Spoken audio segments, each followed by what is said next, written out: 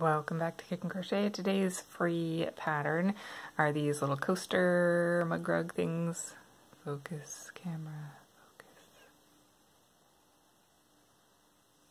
These cute little mug rugs, and I'm going to show you how to do this. It's an overlay crochet stitch so that you can make your own.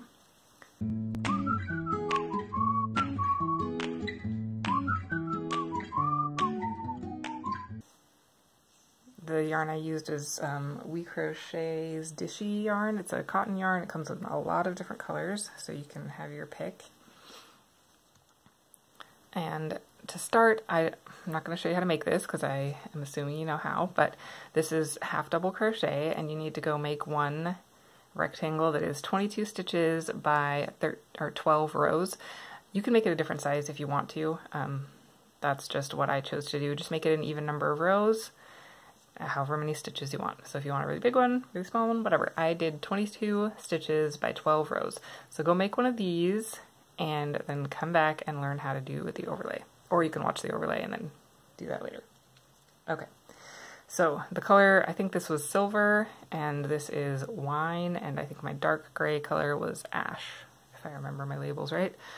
But you can use any color and really any yarn you want. I just like this one. Okay, so once you're done with your project, I want you to lay it down, and you can see how every other row when you do half double crochet has these ridges, right? Kind of looks like a ridge. So we're going to do overlay crochet in between each section. So I'm going to do it along this row right here, in between. So I want that ridge to show, because I think it kind of gives a nice detail. So here's that ridge, and here's where I did the overlay crochet. So if I have this upside down, then when I do that in between the ridges, I'm going to have this really big section right here on the edge. So just make sure you've got it the right way. So I don't want this ridge really close to the edge. I want it this way, where I've got every 2 rows. So I've got 1 row in between and then my ridge. So what I'm going to do is I'm going to tie a slip knot in my red yarn, because I chose red for my overlay color for this one.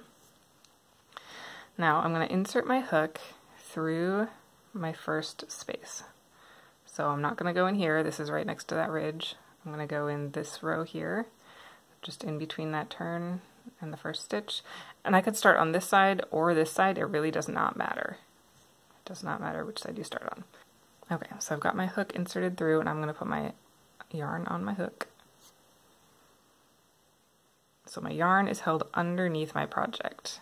So I'm going to pull that loop up, but my yarn is still underneath my project. So now I'm going to insert my hook in the next stitch. So I'm just going kind of in between the bars of those single crochets, and I'm grabbing my yarn on the back side. You can look if you need to, but I'm just going to grab that and pull it through. And I'm basically just doing a slip stitch. So I'm going to pull it through the loop that was on my hook. And when you've practiced this a little bit, you're not even going to need to look underneath to see where to get your yarn. So I'm going to put it in the next stitch, hook my yarn, pull it up, and pull it through that loop. So I'm just slip stitching across this row. Insert, pull up my yarn, and through that loop. Got a band-aid on my finger, it's giving me problems. Okay, insert my hook in the next stitch, hook my yarn, and pull up a loop. I'm just going to do this all the way across the row. It's going to give me a nice even row of stitching all the way across. It's a quick way to add some pizzazz, as it were, to a plain piece of crochet. You can do it with a lot of different stitches, it doesn't have to be half double crochet.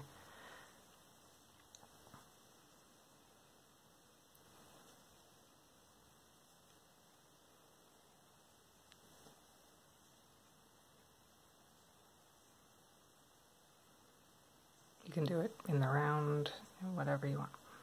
This is and add detail to the edges of baby booties or whatever project you're working on.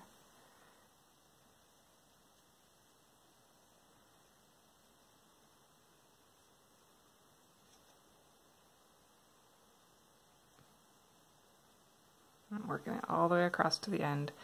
Now, I need my scissors. So I've reached the end, I'm just going to cut that yarn and pull it through. So now I've got my first row, and I'm just going to do this in every space in between my two ridges. So I've got a ridge here and a ridge here, so I'm going to go in these spaces for the next row, and I'm going to end up with 6. 1, 2, 3, 4, 5, 6.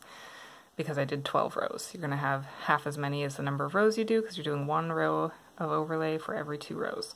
So I'm not going to do more because I think you could just watch that one over and over again if you needed to see it again. But I am going to say that if you've watched more of my videos by now, you probably know that I really, really, really hate weaving in ends. So I decided to add a fringe. And I'm going to use 2 colors for my fringe because I thought that looked really cool on the last one. You're going to need, if you're doing the fringe and the same size coaster as me, 12 pieces of the red and 12 pieces of the silver to do all the fringes. Before I start, I'm going to pull this tail up to the top.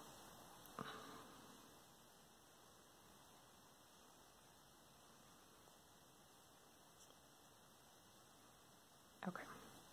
So again, if you've seen fringe before, you know that the pretty side is going to be the side opposite where you pull it through from. So I want the pretty side on the front, so I'm going to pull it through from the back.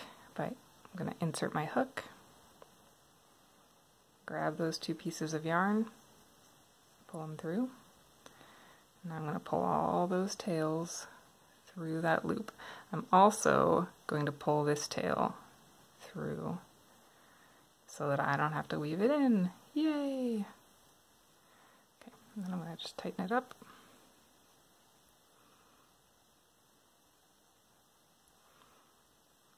And then I'll trim these down to size. I'll do the same thing on this side.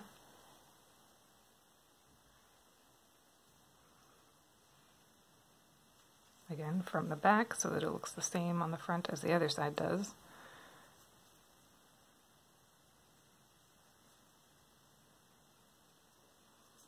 Pull all these through. If I can get around my giant band-aid finger. I don't even know what I did to my finger. I was just weaving in ends and suddenly my finger hurt. It's like I gave myself a paper cut on yarn somehow. I don't even know. It was weird. Okay, so that is 1 row of this coaster. So I'm going to do 5 more of these and then I will tie off my ends. I will have to weave in these 2 little ends from my actual rectangle, but I think I can handle that. So once you finish those 6, you put all your little fringes on and trim them up. You could do long fringes like this one or short fringes like this one. It's up to you. And that is your free pattern of the day. They'd make great little gifts or stocking stuffers, whatever you want to do with them. I hope you enjoyed this.